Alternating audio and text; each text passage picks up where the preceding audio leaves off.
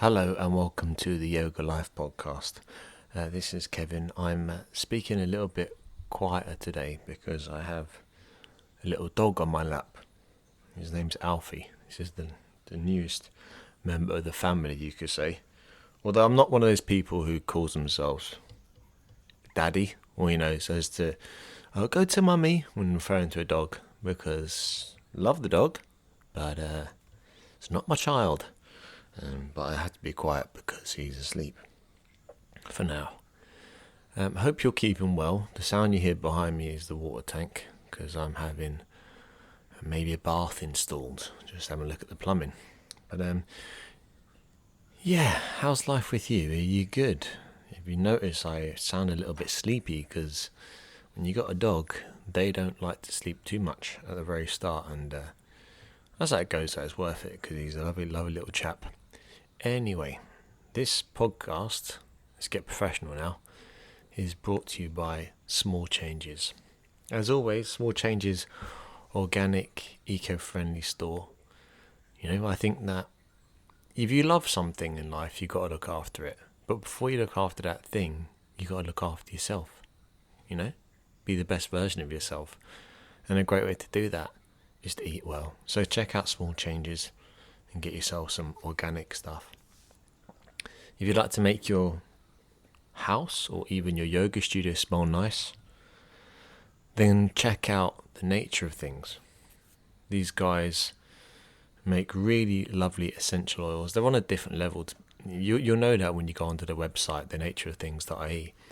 Even their artwork is beautifully done, very, very tasteful.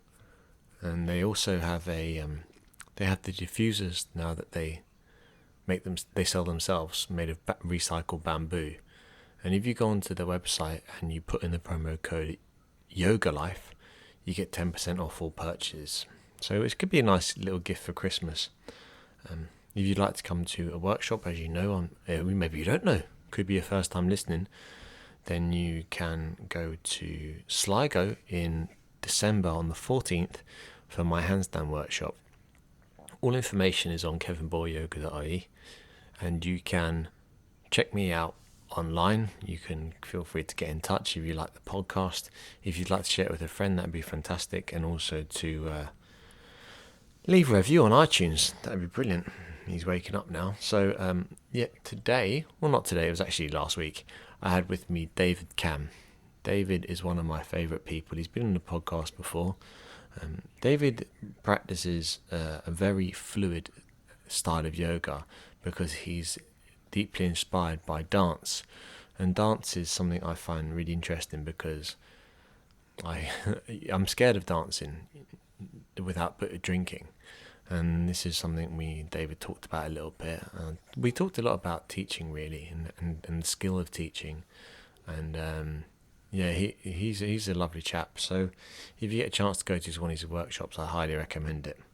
Okay, without further ado, here's David.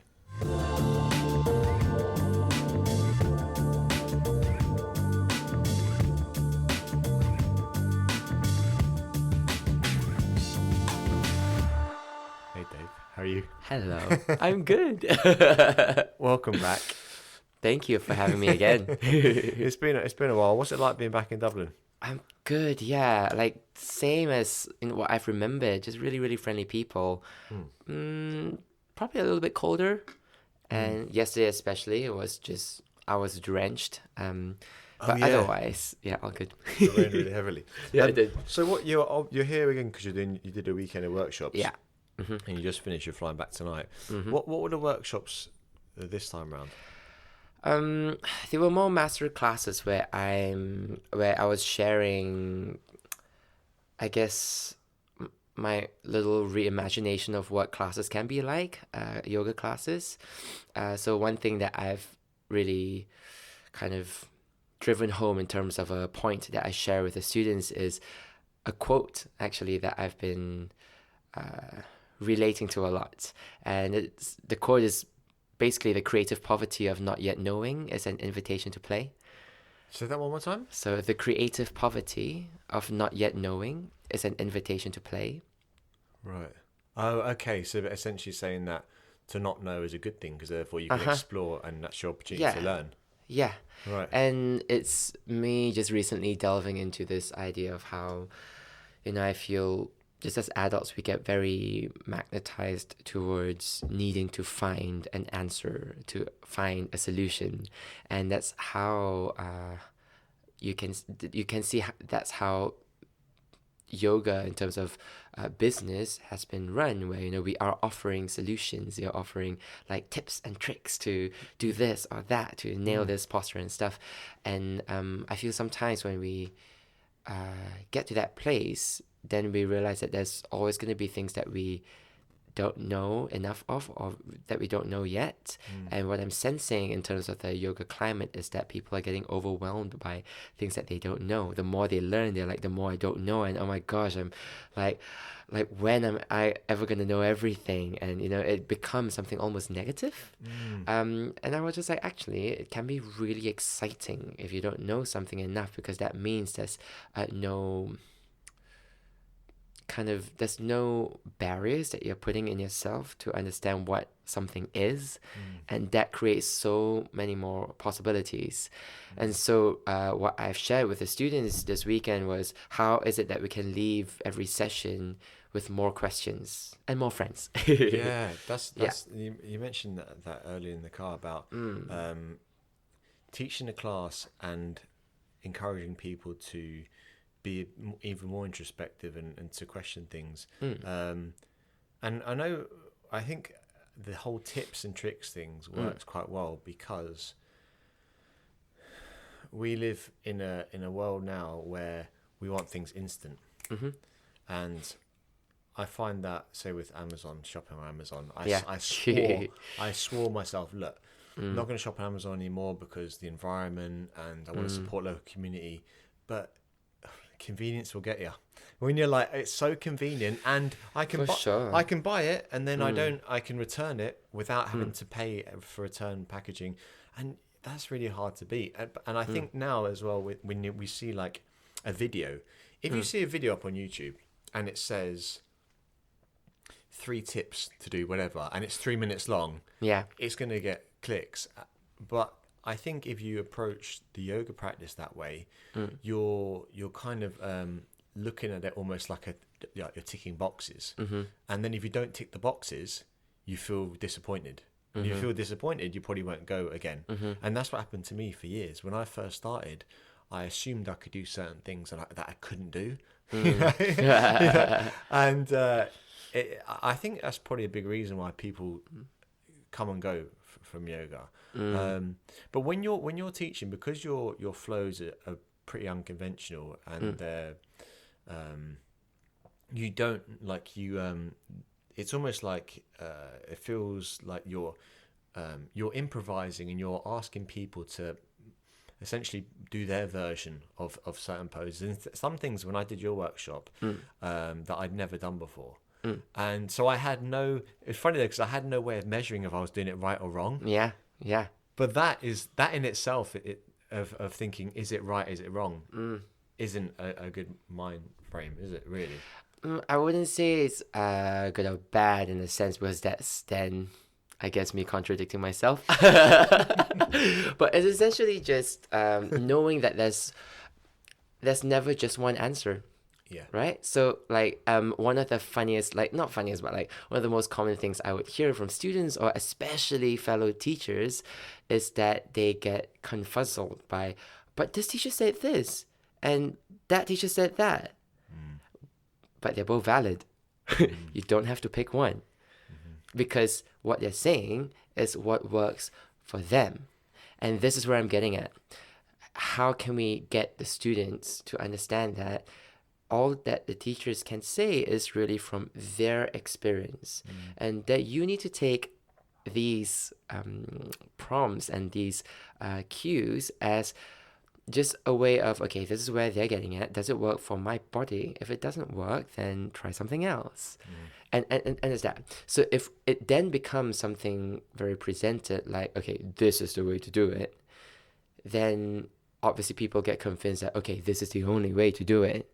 Then they stop questioning. And when they stop questioning, they're always going to have to fall back onto this codependency of like, oh, I don't know something, so let's ask my teacher. But you can figure a lot of the things out on your own. Yeah, obviously the teachers, they come with more experience, so there's a level of facilitation where it can accelerate your learning process. But it's again back to that mentality of teaching your students to fish or giving your students the fish. Is that? Yeah. So how is it that we can acknowledge that there are many approaches to one thing, and that what really we need to try and do is to keep our minds open to all these different possibilities, because the body is a state that's constantly erased by the new, and what works for you today may not work for you tomorrow. You know, like, and the most obvious kinds of change would be the female body, right? If you are really like, you know, before birth, during pregnancy, after birth, menopause, all of that, your body will change, and so what you need would change, and you can't just stick to that one strategy the whole time. And how is it that as students you have the confidence to find that intuition to go, okay, yeah, this is not really where I want to get at today, let me try something else. Yeah, but even in that situation where you're encouraging people to ask questions and you're saying that your way is not the hard and fast rule, but what you're doing there is there's a thin line between doing that and not having any authority. So you've got to deliver it in a way that is authoritative. Yes.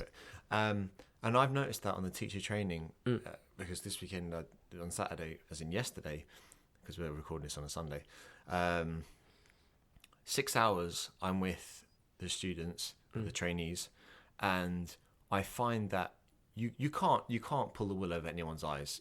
Sometimes if you're teaching an hour class and you can almost perform. You can kind of, no matter how you're feeling, you can just be Mr. Know-It-All almost, as in like be confident and say this. Because when in a class, I realise this, it's a one-way communication.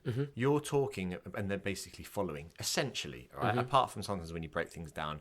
But actually, I had recently someone in the class talk to me. And I was like, whoa. They said, it was in Pidgin. They said, sorry, am I doing this right? And I was shocked. This person didn't do many yoga classes, so they didn't know for want of a better word, the etiquette. And I was taken back. I thought, oh, I'm having a conversation now in a class, which I'm just not used to. But then what I realized is in the teacher training, it is a conversation. And it's for, in this case, 6 hours. And in those 6 hours, any insecurities you have in your head are going to come out as a teacher, right? And instead of thinking, shit, I shouldn't have said that. I've contradicted myself or whatever. If you can say something, even if it is like contradicting yourself, and you can say, you can frame it in a way that shows them that that's okay.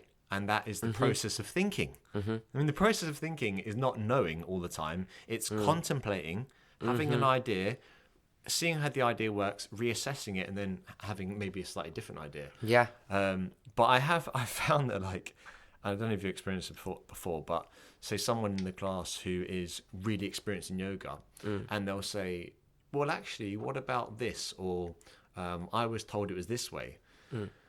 And how you handle that is so... it's skilled, isn't it? Yeah. Have you had that before where you're in the class and someone's gone, no, that's wrong? Oh, for sure. 100%. I do get lots of, I guess, situations where there are, disagreements. And again, just, understanding that, okay, this is great that there's a disagreement because, like I said again, there's not one way. And so where is this like source of disagreement coming from? And how can that then contribute to a richer discussion? Yeah. Yeah, exactly. And, yeah. So it's like, with my students, I always say if I see them it doesn't directly help my business, but if I do see them too frequently in my class, I'll be like, have you been practicing anyone else's class? Can you make sure you do that? Because again, I'm only coming in with my lens. And what I want to advocate is, again, for people to find multiple lens into doing things. So it's really important that every practitioner would have different teachers within the fields of study that they're engaged in. And you can totally like make this scale this up into like a macro thing, like, you know, being a person. I'm not just a teacher, I am a son, I am an uncle, I am a brother, all of that. There's a varied perspective there. And yeah, how can you keep this level of diversification in your practice? It's one thing to like niche into something and like really get into like a specialty of one thing, but lately I watched a documentary on creativity, and this guy Nathan Mervold. Do you know him? Look at this. Nathan. One second. I bought a pad. Yeah. Look at my new pad. Now this is why we need a video podcast. 'Cause I have a gorgeous new pad, and it's like it's gorgeous. It looks like. Oh, how do you describe it? Leather bound, very classic, and something I would take to like, I don't know, a venture in the sea or something, you know? Like, So I'm gonna write that down. What was this guy's name? Nathan Mervold. So Nathan, and I think is Myrvhold. I think. Nathan Mervold. Okay. Yeah. So he used to be, I believe, the CTO of Microsoft. Ah. And he's supposedly one of the like most genius guys in the world. And he, if you look at his resume, he does so many interesting things. Like, as in, he would be this CTO guy, but he's also the author of a cookbook. Wow. And he's an enthusiast of dinosaurs. Something like that. But anyway, the point of it was, I very vividly remembered him saying in this documentary that us as people, we're told to niche, and to find that one true calling so much that we are starting to know more and more and more about less and less and less, to a point where we know nothing. That's so true. That's Yeah. why people like Da Vinci are so fascinating, because he could do so many things. And That's the thing. And I think that as humans, we often say don't judge. Oh, you shouldn't judge people.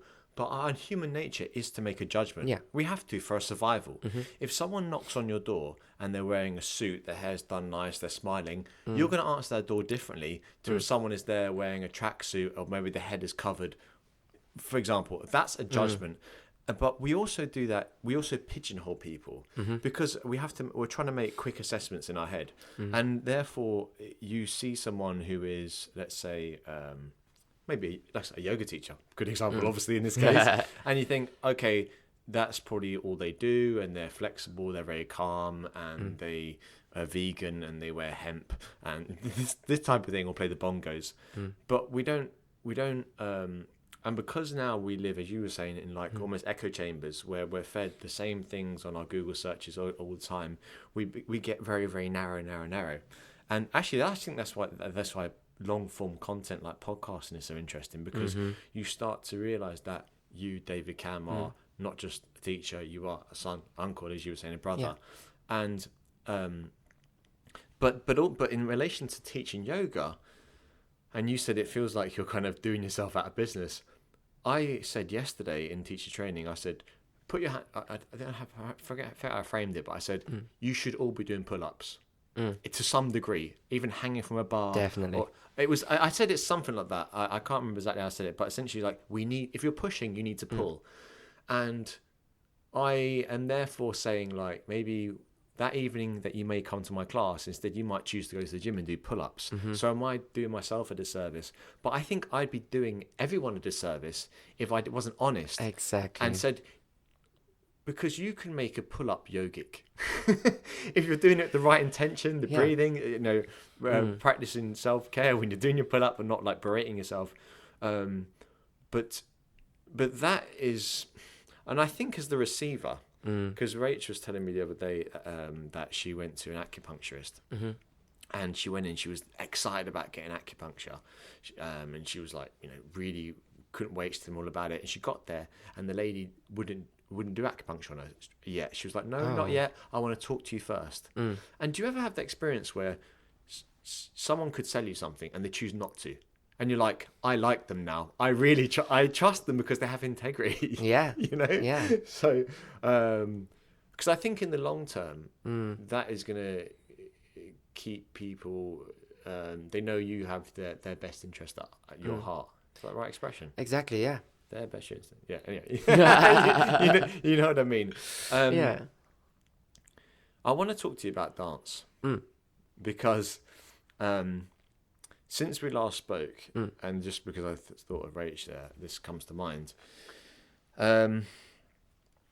So I've always had what's the best way to say this? A hang up about dancing.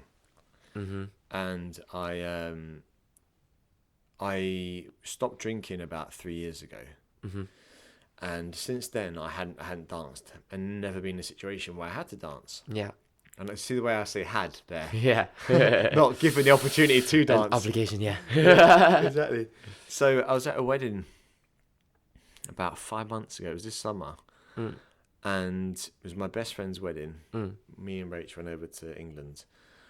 And I thought to myself, it's coming. Yeah. The moment is coming. Now, granted, I did have I think 2 or 3 beers. So I did break the rules there a little bit. But what I realised was, I said, I'm not going to wait until it gets awkward. And people are like, come on, dance, pulling me up to dance. And I just said, as soon as the first song came on, I said, do you want to dance? Just look like a surprise, Yeah. And danced all night, and it was incredible. And what I realised was, my life lacks that expression. I feel like when I'm doing things, whether it's like a pull up or yoga even, I have certain parameters that I don't know how to go outside. Have you experienced this with yourself, or probably not yourself personally, but with other people? Well, I'll start with myself. I feel this is why I've been so drawn to self-expression in yoga, because like you said, it's something that feels very, very different to doing prescribed movements. I could again, say, okay, let's do 5 pull-ups, to my students. That's very, very different from getting them to, say, explore their shoulders in their own way, right? Because it's this layer of, I'm getting to know my body, whereas when it's like prescribed thing, it takes away a level of engagement and investment from the person executing the action. Yeah. Does that make sense? Yes. Sorry. So it takes away a level. You say that again. So if I were to prescribe you movements, I'm potentially taking away a sense of investment from your end, because it's just given to you. It's an instruction. And what that becomes is a sense of external motivation.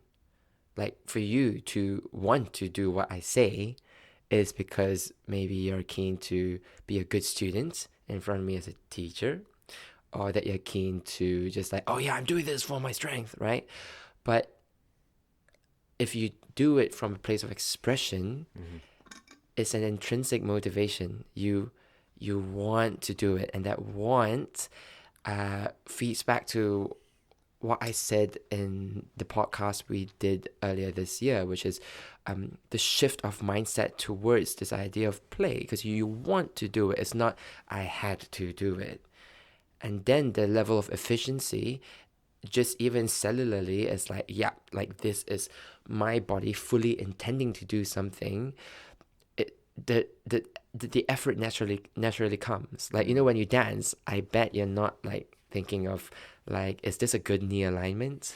You just go, and you just feel good. And sometimes, people can come out of dance sessions. I'm not talking about technical classes, but like, just I had a night out or whatever, without too much drinking. If they're really just dancing, the feedback that they would share could also be very similar feedback to a really good yoga class people would go to, right? So the means, again, really doesn't quite matter. It's like kind of what you feel after that.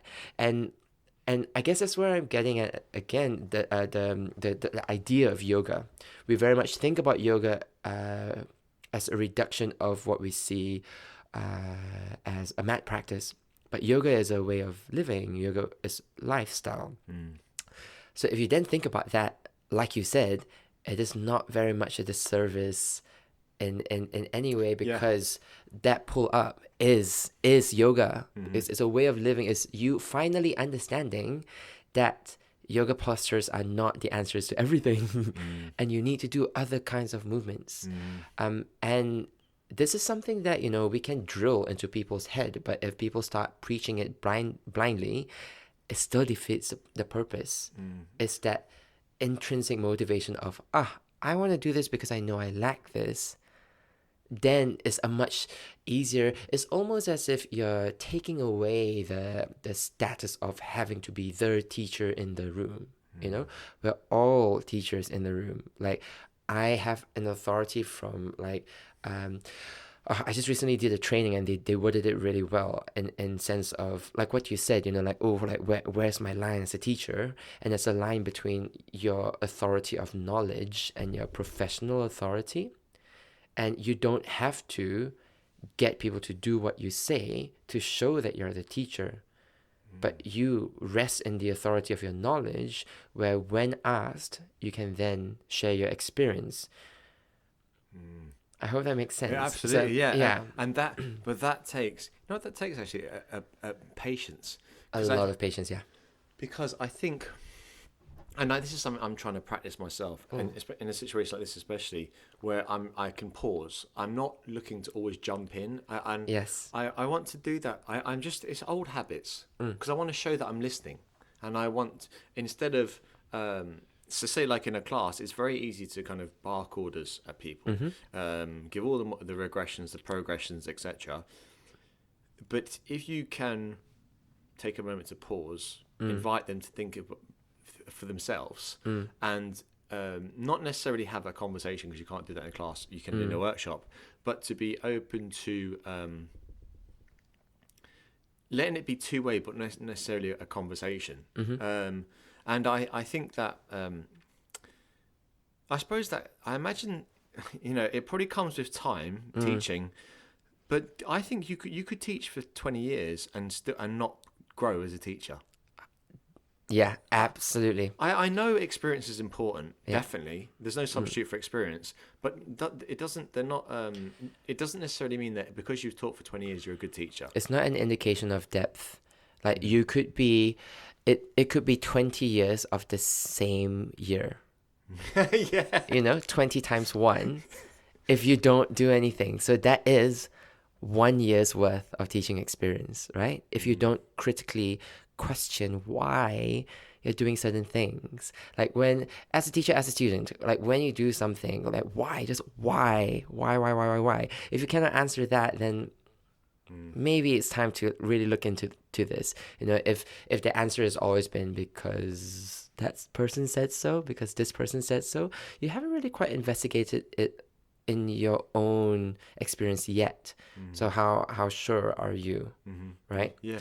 And you're talking about yoga being more than the postures. I think as well that there is such a thing as mindless yoga, and also I taught this flow last week, and it doesn't have any sun salutations in it, no chaturangas, no arm balances, no handstands, and I always do that kind of stuff. Has none of that in it, and I will say to people in the class, like, it's still yoga. I have to preface it at the start, because the thing is, in a class, it's kind of delicate at the very beginning, because you want your intro to be comprehensive, but not go on and on and on and talking. Mm-hmm. 2 minutes maybe should be intro. I would say that's just what mine is, and I think mine are probably a bit too long.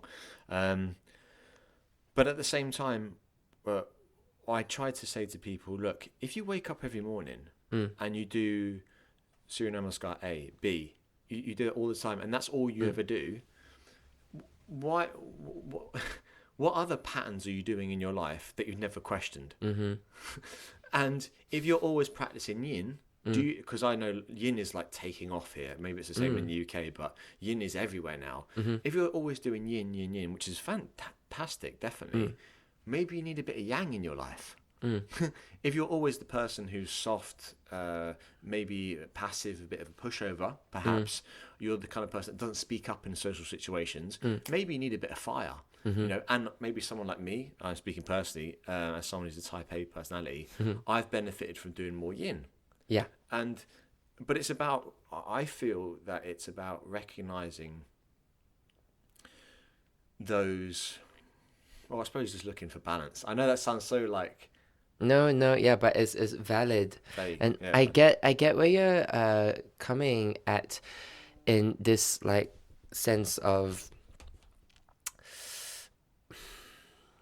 the contrasting like ends of things, right? So like students, this is something that I'm still trying to like see how we can help address this as teachers, where people you typically see in a yang class are type A people. They don't necessarily need any more of that. So then, are we really teaching the people who actually need things that we are offering, right? And to just keep kind of going through the motions, the people who prefer yin will just keep yinning around, and people who are yang people will keep doing that. So again, they're not really listening to their body. It's one thing to be like, I just love the practice, great, but to then address the need to also do what you lack awareness in, I found that really instrumental. Yeah, and just how is it that in teaching we can foster that sense of awareness? And this is why like I've been more unapologetically getting people to question. And it's hard. I know a lot of my peers, a lot of slightly newer teachers are like, but some people just want to come to yoga to just be told what to do, like why, like they are not bothered with critically questioning. And I get that. And this is where, again, balance, we need to meet people halfway. And it's like how, as teachers, like as parents, if we need to feed greens to children, right? We can find creative ways to feeding them greens, and they would be fine with it. If you make an interesting shape with it, they're still gonna, they're gonna respond. So how is it that we can balance a little bit of structure, a little bit of freedom, like in a class, so that they then can start going into this mindset of questioning more? And what I've recently realized as well is, to be able to notice change, you first need to actually change. And I could have worded this better, but it's just this idea of, I guess, in my experience, there was a point in my teaching where I share flow, like flow, and I could notice a level of disengagement from my students. And for a long time, I'm like, why? Like, what is it that I could do to make them like in this like practice with a little bit more presence? And then I realized that if people were to be flowing the whole time, they're just in one mode. In order to feel flow, they need to feel something else. Then they realize that okay, that was flow, and this is stillness. And so it's that variation. So how within like in a micro setting of a class, within a yang class, what could be the elements of yin in it, so that people can start having their interests piqued, where like, oh, this is something that's confrontational, and then they can actually feel the yang even more powerfully. But at the same time, there's a seed planted there that there's a level of like grounding or like softening that I can find. Yeah, so And the more you do that yourself, the more you can empathize with people in the class. mhm, So, for example, if I'm teaching pigeon, I'll say to people, I could do a chaturanga handstand fairly handy enough, relative ease, but pigeon I find challenging. mhm, So, how do you define a hard posture? You can't. nope, It's so subjective, mhm, and but by framing that in class, you'll get. I feel like you're just being more considerate of what the other people may be experiencing, and also to say, as you said, if people are yang, you're kind of challenging them a little bit to be mm, like, do you need another chaturanga? Do you need mm, that right now, or could you mm, maybe not do that? mm, Like, but as I'm trying to develop as a teacher and get mm, better at the craft of teaching, I find that I learn. So I have sentences that come into my head. I'm like, oh, that sounds good. yeah, That makes sense, and I can say that then to reinforce something else. But the mm, first time I'll say it, I'll get the words right, but the delivery won't be right. mm. And then once I've said the words the first time, and I go, oh, I said that, and I sound like a bit of a dickhead when I say that. No, I if I was in the class, I think this guy's an arsehole, you know. And because it's a bit like I feel like I'm kind of being what's the word? Just like maybe a bit arrogant. Mm, My because that confidence and arrogance is a thin line, mhm, and when I say something and I'll go, oh, I could have delivered that a bit softer.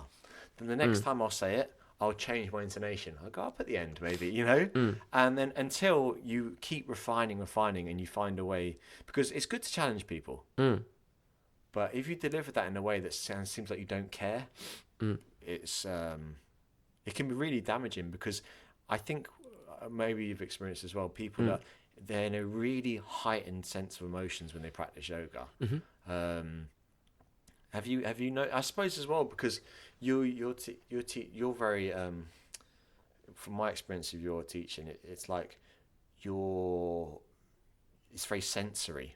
mm, You know, you like using imaginative language. mm, You're not hugely anatomical. I mean, mm, mm, even though you know a lot about anatomy, you're not huge, and therefore you're bringing out emotions in people. I felt mhm, um, that I wouldn't normally access. mhm. Have you? Is that something you consciously do? Yeah, yeah. I mean, my background is in Ashtanga, so my first 2 years of teaching, I guess, was anatomical. Like Mm. that's my ground, and I just keep going there. But then I just realized again, like what is the effect I'm trying to create in class? And again, this drive of like, how can I get people to be transported through movement? And there's something about like this is purely my opinion and purely based on my teaching approach. There's something about getting people to think from an anatomical point of view that gets them to their rational head. And I want to get them to the other end, to the Mm. intuitive end. Yeah. So this is why I try my best to keep my language quite metaphorical and imagery based, sensory based, so that they can then like switch off the thinking side and really just go into their body. Different case, if I'm leading a teacher training, if I'm doing a workshop on anatomy, great. We know we're here to think, then we can think it out. But right now we're moving. I want us to move. Mm. And to be getting into that like thinking space whilst moving is a lot for a person to do. I don't even know if I can confidently do that. Mm. So it's better that we have a way to just keep it towards the movement.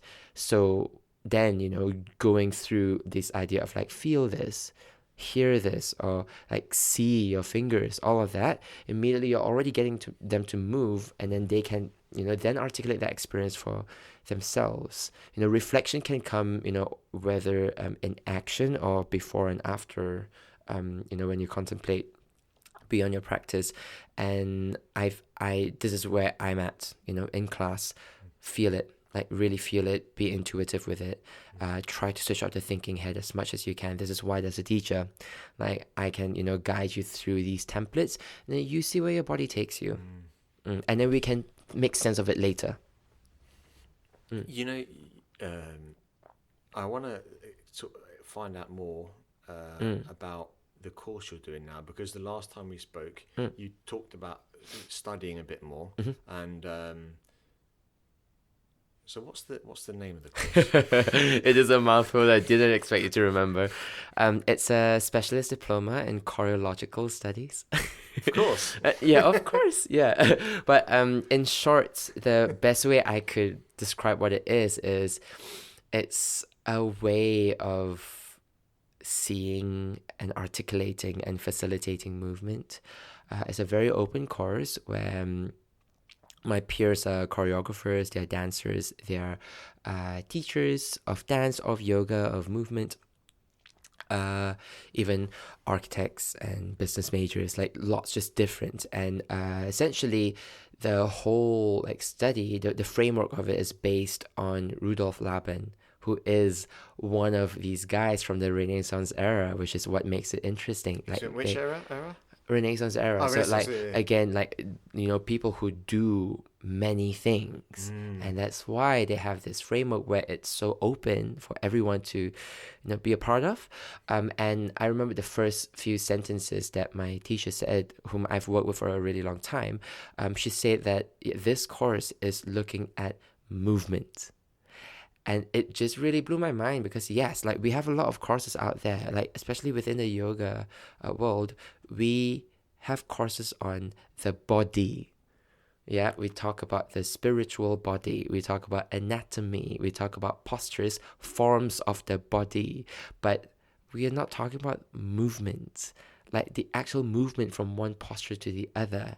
How do you articulate that?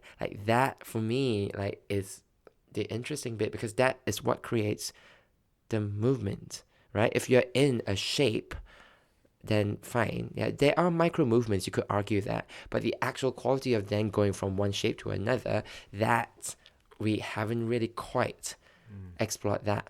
And this is why sometimes I do have a bit of an issue with I can't say issue, but so there's obviously a rise in mobility and animal flow, Budokan, and all of that stuff. I really appreciate the rise of these movements, but again, there's an issue of the naming of things, and it makes it approachable. Great, people are moving in different ways, but we just need to be conscious that although now we're moving in different ways, we don't prescribe them into again another way of moving, and that we're still able to move around in multiple approaches. But I think the reason why those you could say disciplines that have become so popular is again back to parameters. You've got things to measure, and people want to feel like they're progressing. I know that word is a bit loaded, but if you were to say to me, right, Kev, get on the floor, and I want you to grow out of the floor like a flower. I'd just probably stand up and put my arms in the air and do a tree pose, maybe. Yeah. So what I'm wondering, and again, I can't get out of this mindset of thinking, what's the end result? What's the benefit? As in, what can I produce? But of course. But I think to myself, and I'm just a genuine question. If I say did interpretive dance, or if I did improv, comedy improv or something like that, how would that could that affect my brain? As in, could I maybe would I become more creative in the rest of my life? Do you think? Yeah. No, but again, creativity is not reduced to the act of it. Again, it's still a mindset. So it could be a very daily, your Ashtanga can be creative. Walking can be creative. It's the state of your mind, and that's the point. again, it's not wrong like to have parameters like you said, because people like to measure. That's a really good trait, and then you can see progression. It works for the masses very effectively. But then when you are deeper into a practice of inquiring, and like, you know, people who are starting to hit that thing of like, okay, yeah, I've been progressing, and then they hit a wall, and they're like, where do I go now? That is the part that I am now intrigued in, because especially within the climate of London, you know, the yoga scene in London is so strong. Like, everyone knows what they're doing, but and because of that, like, you know, I could really just like stand and be like, okay, practice. I could just say that, and then they can just do their practice. They're hitting a wall. They're hitting that wall of like, what's new? And this is why, you know, you get to see these like popular things of like, oh, new thing to learn, let's go into FRC, or let's go into one-handed like handstands and all of that, because they're stuck. There's a level of stuckness of like, oh, like what else can I do now? Same with life, right? We have these benchmarks of like, I am going to buy a car, I want to get a partner, I want to get a house, I'm going to get married. And then you have these parameters, whether or not you tick them all off as a checklist, or whether or not you have not done any of them, right? You still end up into that place of like, what now? You know, we are in that constant chase. I can be, you know, the most like, again, I just go for it, make sure everything is ticked off, all my checklists done. I do that all by 35. And then no one tells you what happens after. Right? And then you're like, I probably will live for at least 50 more years. What do I do with my life? Yeah. Same thing. Life, Matt, that. How? Life, Matt, that. I like that. Yeah, that should have been phrased. Just, what do you then do? And this is the thing, like, we've just been constantly told what to do, like, in that conditioning, that we then forget to inquire for ourselves. And yeah, you get all these progressions, like I said, great, but still within this progression, how much more actively can you be involved as a student, as the pursuer of life? Like, how much more, right? Like I lately, well, not lately, this whole year actually, I've been questioning the idea of fatherhood. Like, am I wanting to be a father because I've been socially conditioned, especially you know, from an Asian family? Have I just been conditioned to want a child? Do I really want, you know? So I really went through that whole loop of why, like, is this what I want? Is this what society? Why would you not want to be a father? Well, freedom, number one. Secondly, I am in I'm in a gay relationship, which means that comes with more complications of like, is it adoption? Is it surrogacy? Yeah, that I would want to pursue, and just whether or not it's a genuine one. But in the end, like now, I've reached a point that I've decided I do want to be a father, and it's not from a conditioning, like, and just kind of like, I'm just going to do it for the sake of it. But I want to be a father because I feel that adds another lens to me. And I can see myself again, not just as a teacher or a son or a brother, but I now also can experience life as a father. And I feel, should I not choose to go down that route, I would have lost that perspective. Yeah. But again, that's me, right? And this is what I mean, the questioning of things. Again, why? And then just go down that route. Yeah, it's true. You can follow these paths, as you said, car, house, partner, kids, and not question them. And I've been thinking about that. I mean, like, as getting a dog on Wednesday, so by the time this comes out, we'll have a dog. And I know I don't sound very excited about it, but it's a bit like, do you know what, actually? My mate, right? I'll say this because I won't say his name, but this is kind of interesting. And I haven't said this before on the podcast. Okay, so this friend, first of all, he's got very dry wit, incredibly intelligent, very, very funny. Like, I won't go into too much detail because I don't keep him anonymous. But essentially, I played on the same football team as him, and I found his wife was pregnant, and actually, it was funny because someone goes, "Oh, I heard you're pregnant." He's like, "I'm not pregnant. My wife's pregnant." I just, Yeah. whatever, But I was like, "Oh, it's kind of interesting." He's not like he's very honest in like what he actually thinks. He doesn't want to not interested in pleasing people necessarily. But anyway, sorry, I'm getting off the point a little bit. So then I hadn't seen him for ages. His wife then had a baby, and seen him in the pub, and I was like, "Oh, let's call him Frank." Frank, I said, "Frank, God, I haven't seen you for ages. And what's it? I got to ask you, man. What's it like to being a dad? Like, what is it? Is it like? Is it what they say? Is it like life changing?" Yeah. And I'm there standing at the bar with him. I'm looking at him, waiting for this amazing answer, and he goes, "To be honest with you, I didn't really feel anything." I said, "Sorry?" And he said, "Yeah. I mean, my wife was pregnant. I was very happy for the situation, but then when she had the baby, she's bonded to the child." And I felt like that's their relationship, and I'm here to kind of help out, because the woman carries the baby, and therefore there's a chemical bond. And I think if you're on the proximity, you probably get, you obviously care about your missus and your partner, but then he said when the baby could actually talk and interact with him, now he said like, I don't want it to. He's like, honestly, Kev, I don't even want to be here talking to you. I don't want to go to the pub anymore. I have no interest in being in the pub and talking about football and whatever. I'd rather be at home with him. He was maybe 2 or 3 years old then, and I thought, wow, that is so refreshing. And I'm not comparing that to me getting a dog. Well, I am, but I don't feel anything for the dog at the moment. I got there's a picture of me that's very cute. Yeah.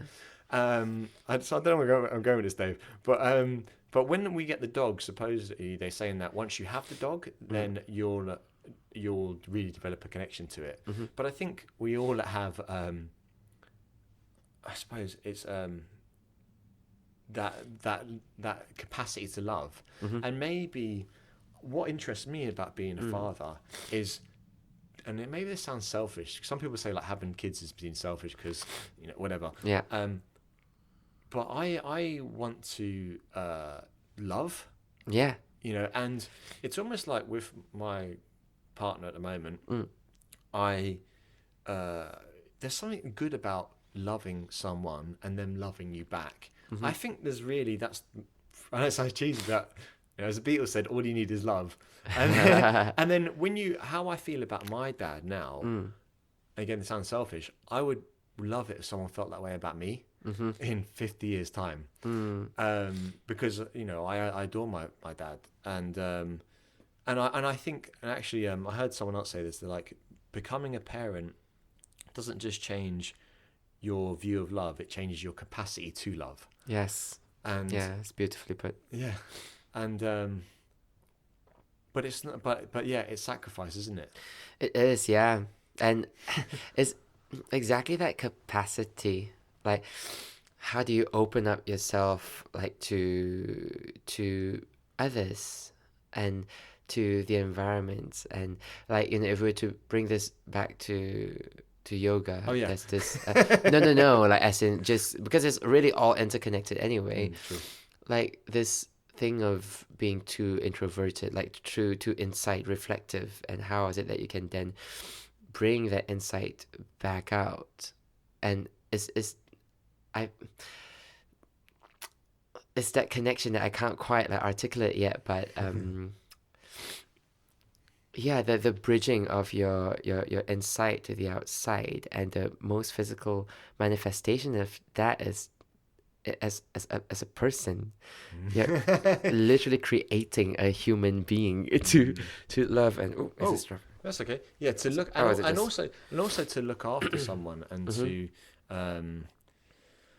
I think that is an experience that if you have the option to adopt, to surrogate, to give birth, I think it's something that if you didn't take it, you'd probably regret it. I imagine. I don't know, but like, I mean, obviously they're completely different. But like getting a dog, I'm like, okay, right, I have to make certain sacrifices now. But I get people to take the shoes off when they come in the house. Yeah. I don't want people to stand on the carpet. Yeah. Then I think, look, we're going to get a dog. It's going to cause mud everywhere. I'd rather a loving house Yeah. and kids puke on the floor, dog Mm-hmm. does whatever on the floor. I'd rather that and ruin all my furniture and have love in the house than have a pristine house that has no love in it. You know? So true. But what are you going to do then in terms of, is that too personal becoming a father? What's the, like, is it easy to adopt in England? Because in Ireland, it's so hard to adopt. Yeah, yeah. So like I think we initially thought of adopting first, but then like looking at it, it does look like the harder option. Especially like it's an interesting one because it's easy to adopt like an older child, but to adopt babies is virtually impossible. It's really, really hard. And we've talked about like, oh no, we should be open to the possibilities of adopting like for an older child as well, because they're the ones in need, right? Because our whole perspective of why we were gonna look into adoption in the first place is that there's enough children in the world like who needs love. So why do we need to go through surrogacy? Like, why not just help out one of these children? But then we also then realized that like being a first-time parent, it is a lot easier to start having minimized the challenges you may be facing. So, with adoption, the older a child gets, there might be, some trauma that they bring with them. And we need to be responsible enough to understand that, do we have that capacity to love a person who might be bringing challenging like burdens with them in our first go? Like, okay, great. Like I could consider adopting an older child after my second and third child when I already sort of know what's coming. And then I know that, okay, now I can rise to the challenge, but personally, this is where I'm at. Like, I would rather we start a slightly easier route and then really see what parenthood is like.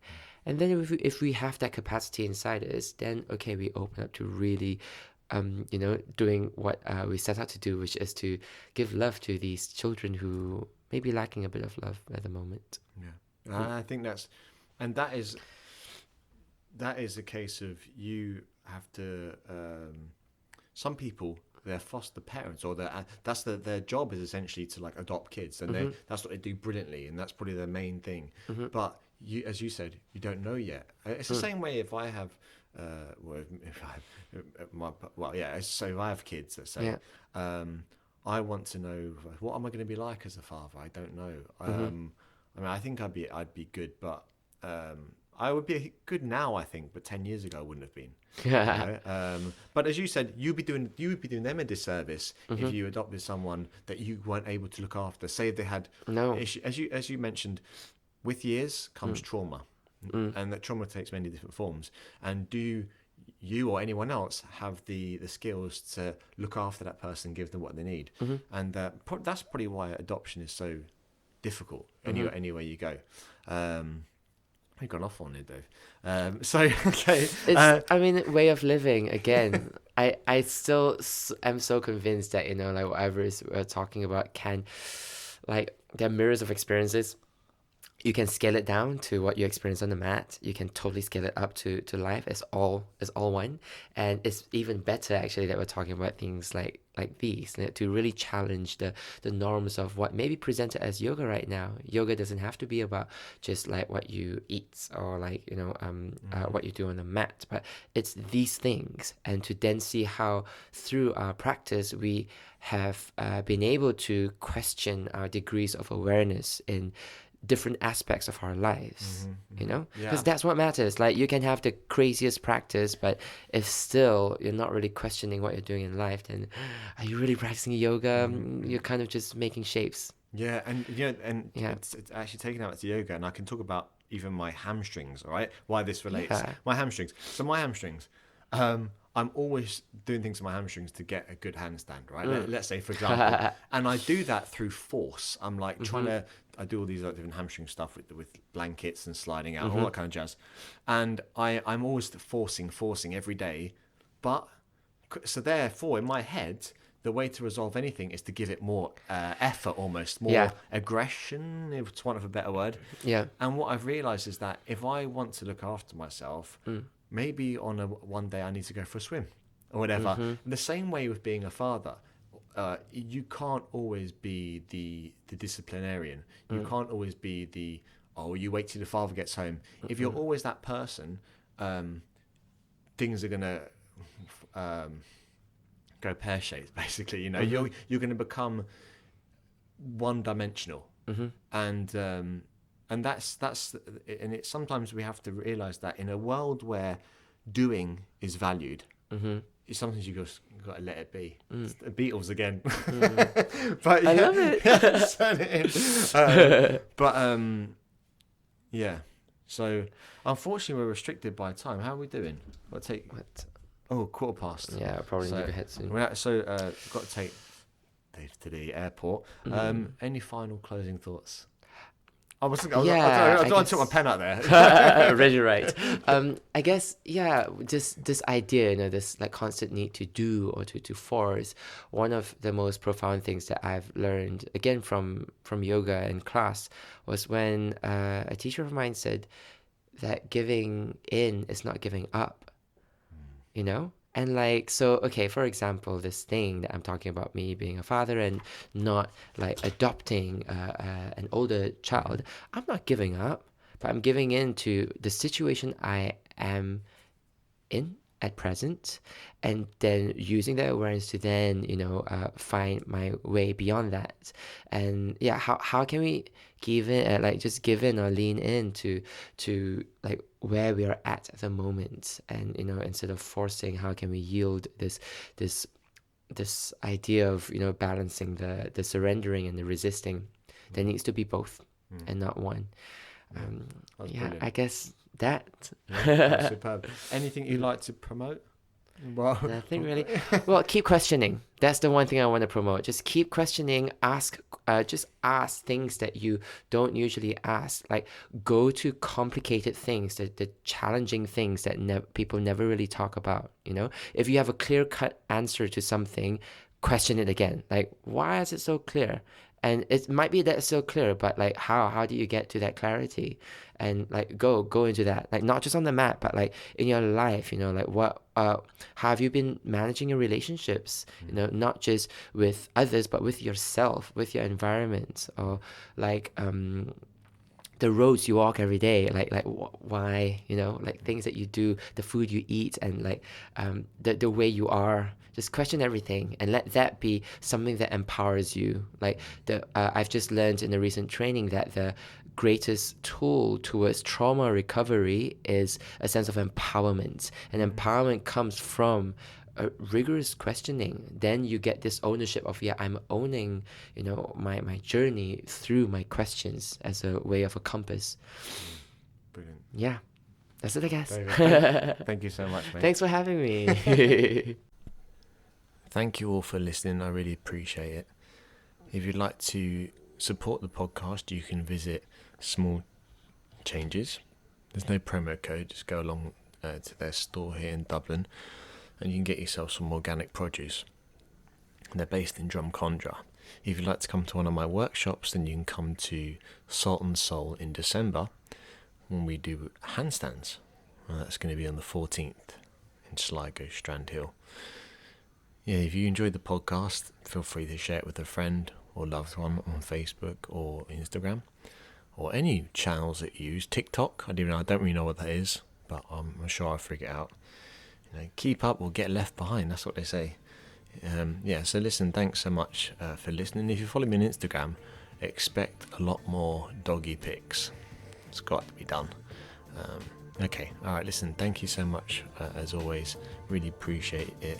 And I'll catch up with you next week. Bye.